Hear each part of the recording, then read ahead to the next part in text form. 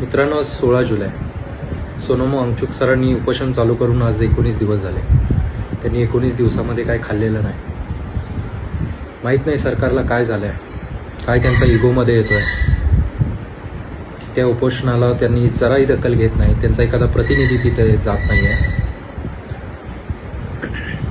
बरं, उपोषण होतंय ते कशासाठी? विद्यार्थ्यांच्या प्रश्नासाठी. चुकी तुम्ही केले, पेपर तुम्ही फोडलेत.